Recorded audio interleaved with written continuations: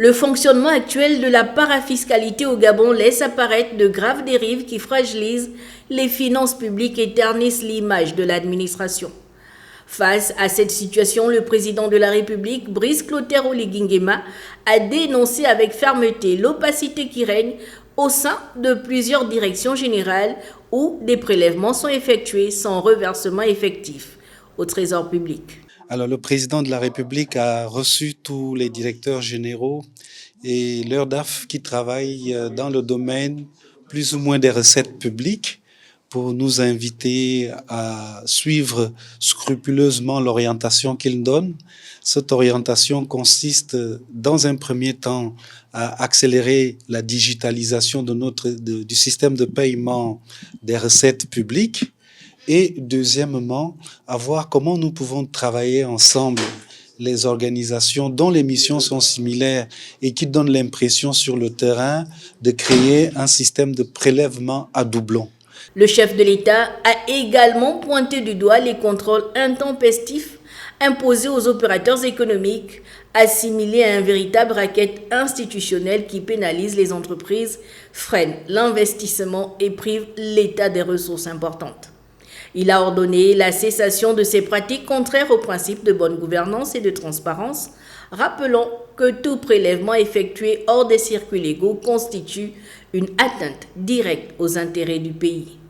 Pour restaurer l'ordre et la crédibilité de l'administration publique, le président de la République préconise la mise en place d'un service unique de coordination des contrôles intégrant les agents assermentés avec une parfaite traçabilité des opérations. Il a également exigé la suspension des prélèvements illégaux et réaffirme que le Trésor public doit rester l'unique collecteur des recettes de l'État.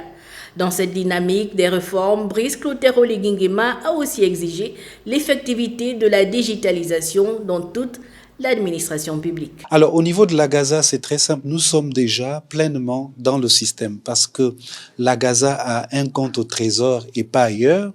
Et nous avons mis en place à l'intérieur de nos bureaux, les bureaux du Trésor. Ce qui fait que l'opérateur paye directement au Trésor avec un ordre de recettes qui lui est délivré par les équipes qui étaient sur le terrain.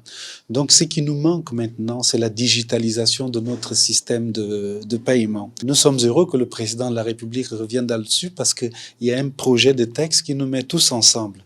L'AGASA, les collectivités locales, l'AGANOR, la douane, la DGCCRF et le commerce pour que nous puissions mener des opérations conjointes. Pour Brice Clotaire Oligui Nguema, la modernisation numérique est un levier essentiel de transparence, d'efficacité et de contrôle des opérations financières.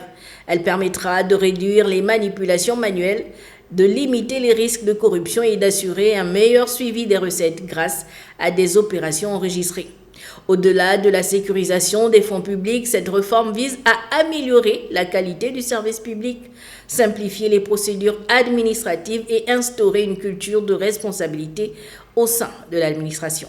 Le président de la République a enfin mis en garde tous ceux qui continueraient à s'adonner à ces pratiques illégales ou qui freineraient les réformes engagées.